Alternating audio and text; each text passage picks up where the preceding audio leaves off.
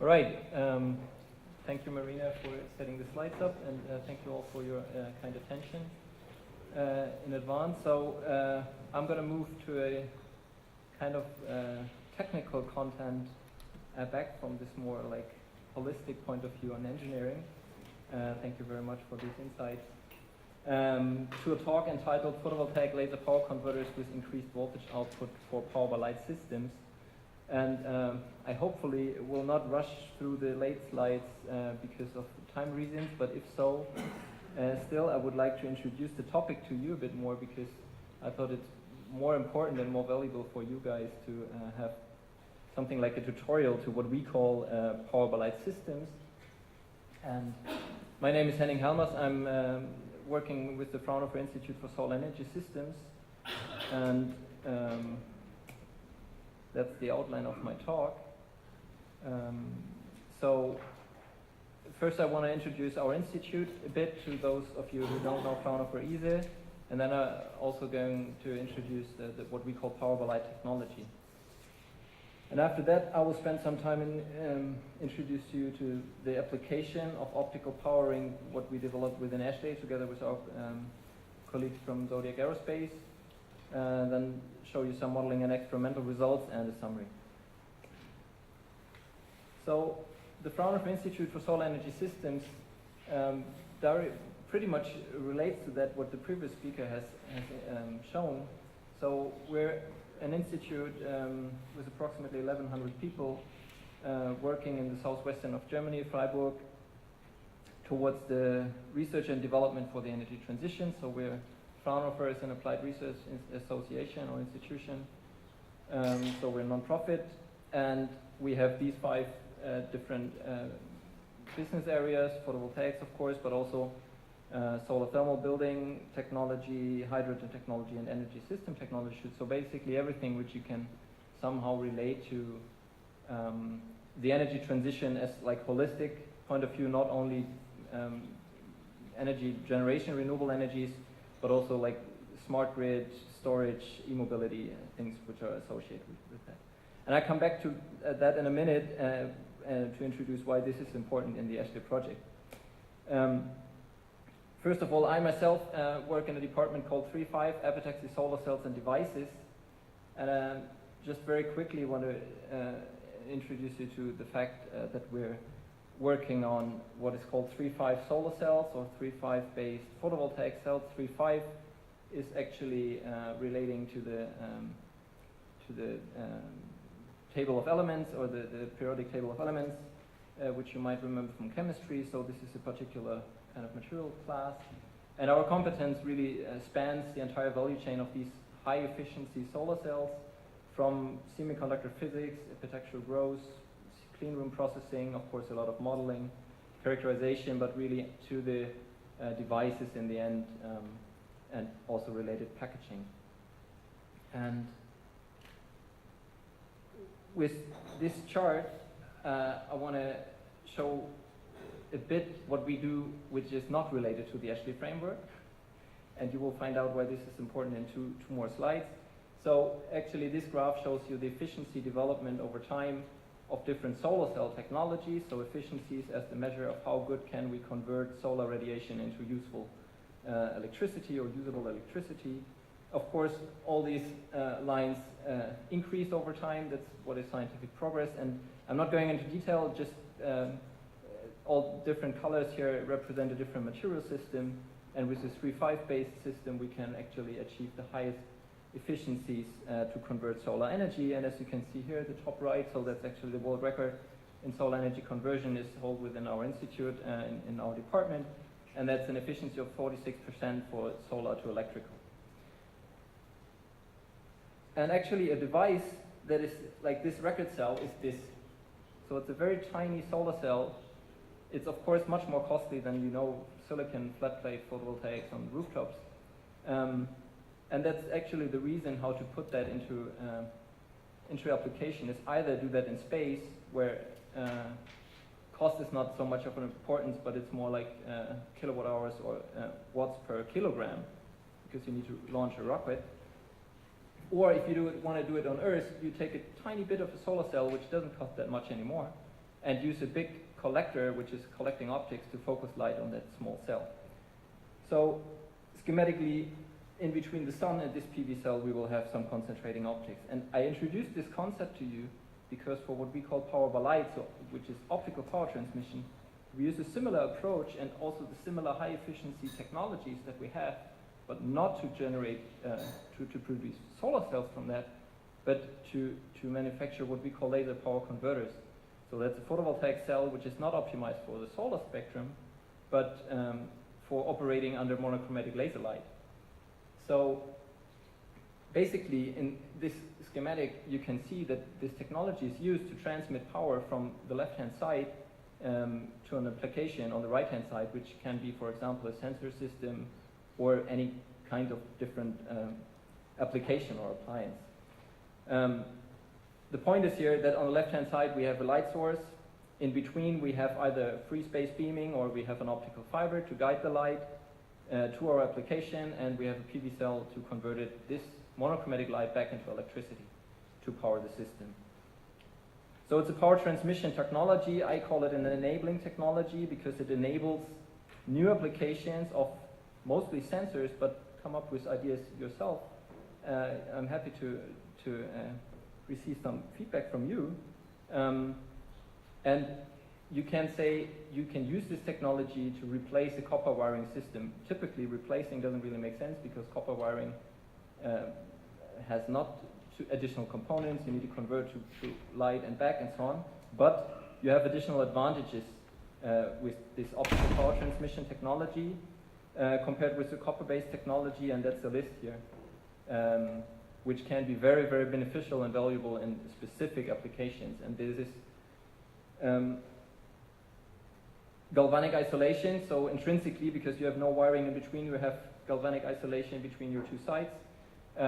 With that, you also have a lightning protection system, because you, again, have no electrical connection where lightning could flow through. You have explosion protection. You have inherent electromagnetic compatibility, so electromagnetic interference from the copper wiring for power supply can be overcome directly with just applying this technology. Same for magnetic resonance compatibility. Possibly, if you think of like kilometers of wiring, you have also weight reduction. You're compatible with rotating systems. You can even transfer power wirelessly, and you can nicely integrate, since you have an optical connection for the power link, you can nicely integrate also a data link to the same channel, optical channel, because high-speed data communication is done optically today anyway. To make it a bit more maybe catchy, what is behind that advantages. So this is just an example of 6 application examples that address these different technological advantages. So galvanic isolation, for example, if you have sensors in high voltage environment, for example on the power grid, you of course want to have them galvanically isolated from the ground. There is no other way, and this is a technology where it can nicely address this, which relates back to the fact of how can we increase capacity of our existing power transmission grid, because if we have better knowledge of the actual status everywhere in the grid, we can increase maybe the power that we conduct through this existing grid. Lightning protection, that's actually a project which just ended and is now commercialized by a spin-off company from Karlsruhe University, is where we have a sensor in the rotor blade of a wind turbine, which is actually stroked by lightning several times a year in average, and by having this optical powering of this sensor equipment, we can actually meaningfully place this sensor there, because if we would have a wiring, then it would be probably destroyed but at minimum damaged by each lightning, which happens a couple of times a year. Magnetic resonance compatibility, so that's a very interesting, completely different field in the medical, where you can think of smart implants, active implants, which is becoming more and more discussed, where we can have, if we have active components inside the body, we cannot go into MRT scanning, so magnetic resonance tomography, because it will induce currents and you will have heating. so this can be overcome. Explosion protection is actually the application I will address later on, where we have a fuel tank sensor, a fuel gauging sensor in the aircraft wing. Weight reduction, this is just a sketch. We have already today kilometers of wiring in modern cars, and you can even transmit power wirelessly, as I already said.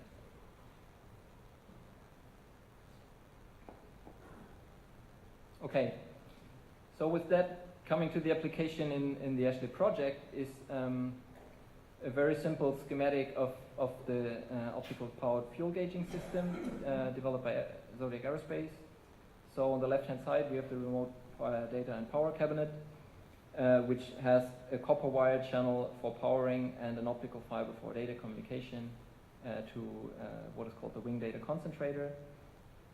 And from there on we have a purely optical link to the fuel tank, and inside the fuel tank we have a number of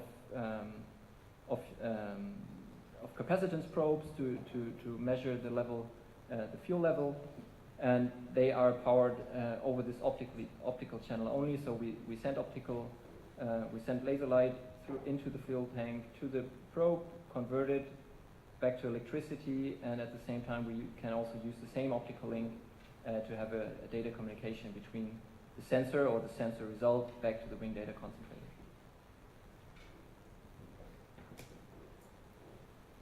Okay, so the goal is to have a stable and reliable optical power and data link to the fuel gauges, and what we're doing is we're developing and optimizing for this specific application the photovoltaic converter.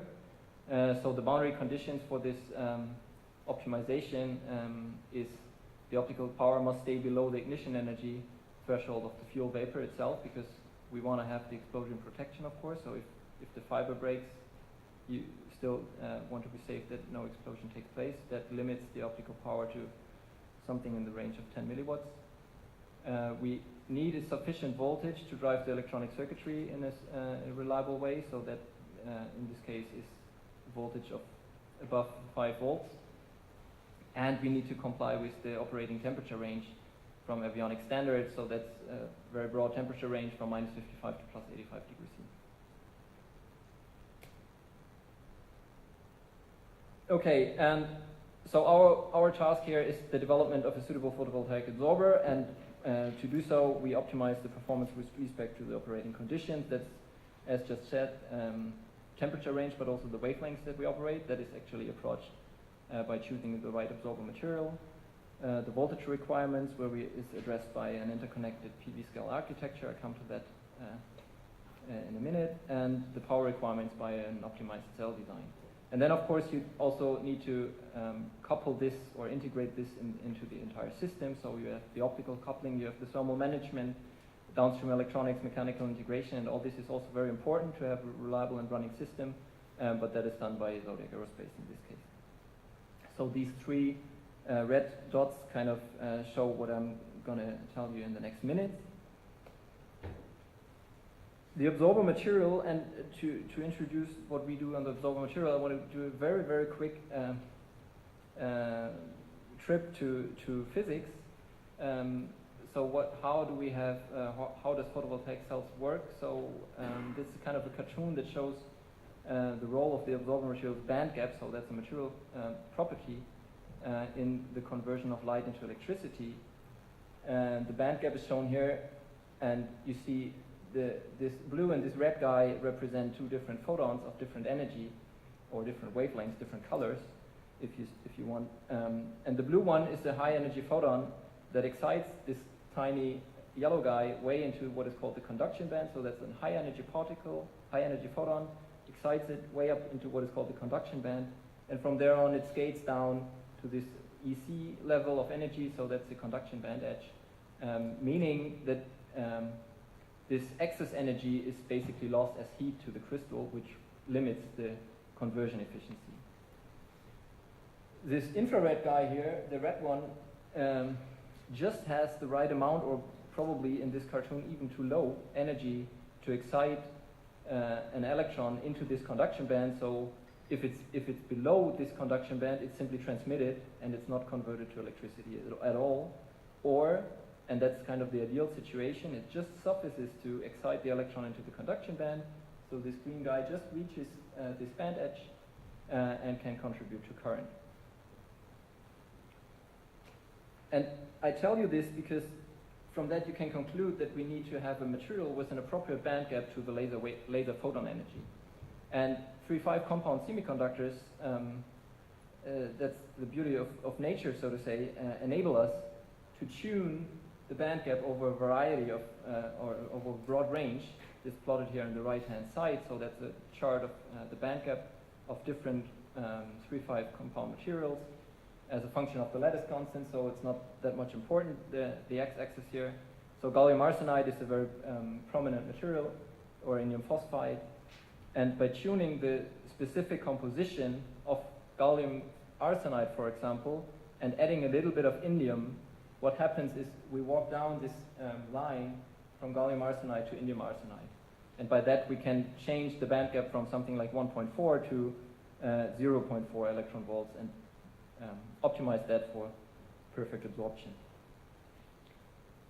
And this is actual experimental results of all kinds of different 3-5 material compositions.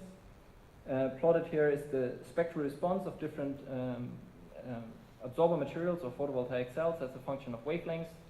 So the spectral response is the quantity that describes the current, so the number of electrons that contribute to my photocurrent per incident energy, or per incident power actually. So it's ampere per watt.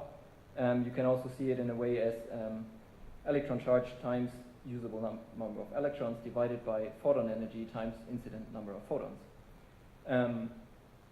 And by that you can see that these different colors all represent different materials, and the gray dashed lines here, which you hopefully can see somewhere, we don't have the cursor, but represent all different laser wavelengths, which are in this case typically available commercially available laser wavelengths, and nearly these materials are peaking to these close to these laser wavelengths, meaning they're being optimized for this specific wavelength. And by tuning the growth conditions and the exact composition of the material, we can also move the optimized spectrum of those materials. So as I already mentioned, gallium arsenide is a very well-known, very understood material which can be controlled and grown in a very controlled fashion. And that's actually experimental results of a gallium arsenide laser power converter plotted here on the left-hand side. So this is a very tiny cell, it's 1 millimeter in diameter of active area, and it achieves a conversion efficiency of laser light into electricity of, in this case, 809 nanometer. That's not even the optimized laser wavelength of 58.2%. That's a very nice result. However, that chart also shows kind of the drawback of this technology, because what it also does, it has an open circuit voltage of 1.2 volts max. It depends a bit on the optical incident power, and the operation will be operational voltage will be even lower, meaning so it's not sufficient for this application. So what we do is we look into a concept to increase the voltage, and that is actually done by series connection, monolithic series connection in this case. So we divide kind of the area, so we split up the current onto different individual solar cell or PV cell segments and interconnect them in series to receive a device with a multiplied output voltage. That's how it looks like on the right-hand side. This is a microscope picture of such a cell. Plus and minus is the electrical terminal, so we have both terminals on the front side. And we see that it's kind of a piece of a pie separated into 6 segments, interconnected like this. So it's laterally interconnected, and the gray area defines what is called isolation trench to separate the segments, and actually the golden lines here is metallization to conduct away the current.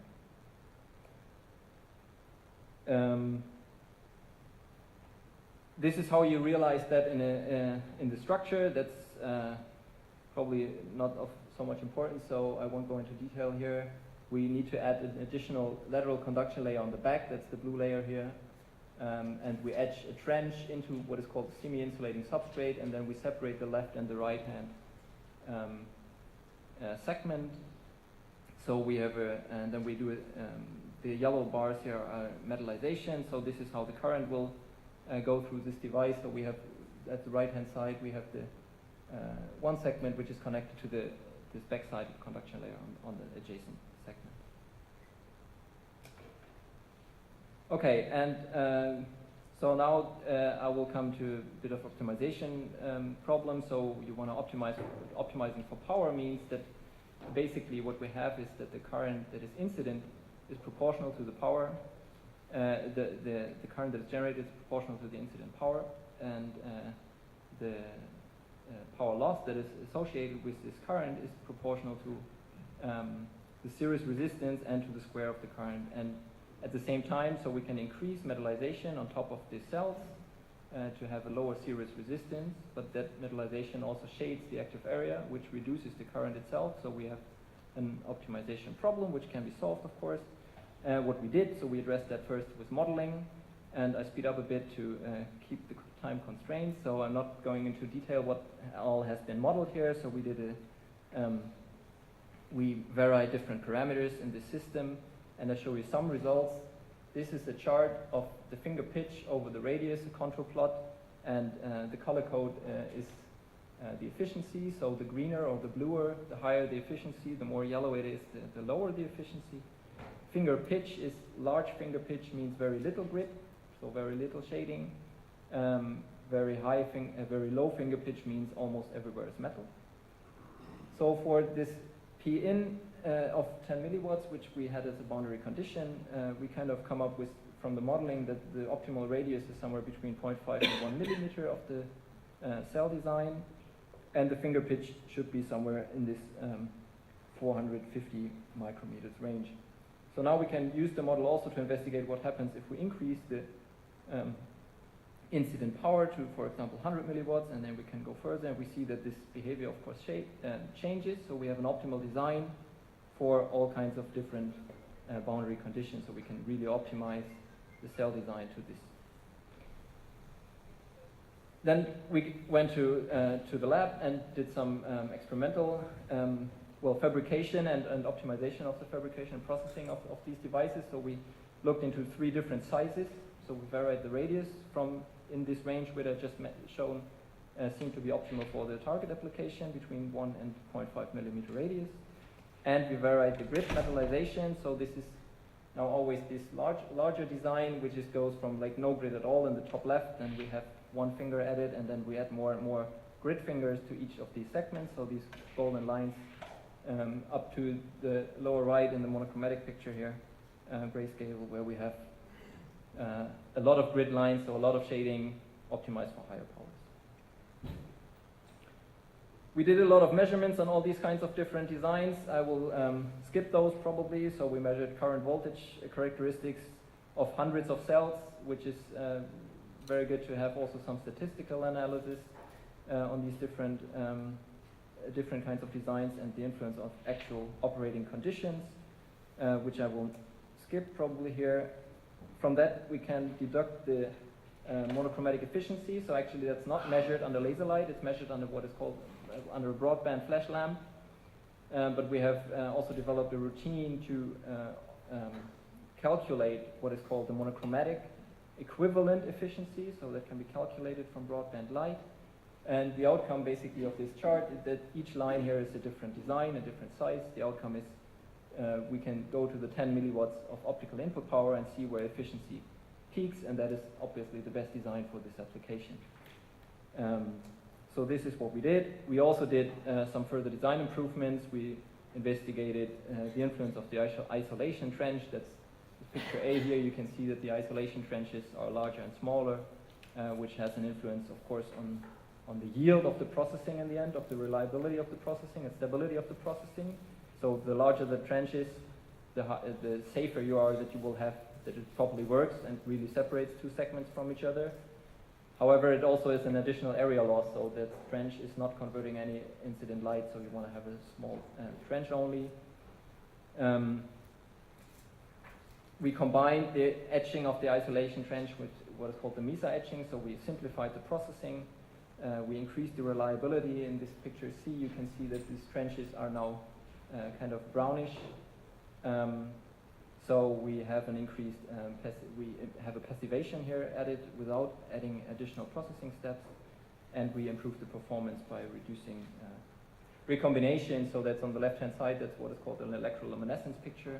So we apply a voltage and the sample will glow in infrared, and by that you can see that here one segment is not operating properly before, and after optimization it operates properly. Okay, and I've seen the sign and I come to my summary. So I hope I could show you that optical power transmission enables operation of electronics, sensor electronics, avionics in harsh environments. Photovoltaic cells optimized for laser light can achieve very, very high monochromatic conversion efficiency, even beyond world record solar cell efficiencies. By using 3.5 based absorber materials, we can optimize for all kinds of different laser wavelengths and basically for all typically available laser wavelengths on the market today. And within monolithic series interconnection on device level, we can have also increased voltage output if required for the powering of electronics. And within the Ashley project, we develop and optimize PV laser power converters for the fuel gauging application of Zodiac, and optimize for the specific operating conditions. And we investigated also the device processing to improve and simplify the processing scheme. So here are some references which you can have a look into, and with that I would like to thank you for your attention, and I'm open for questions.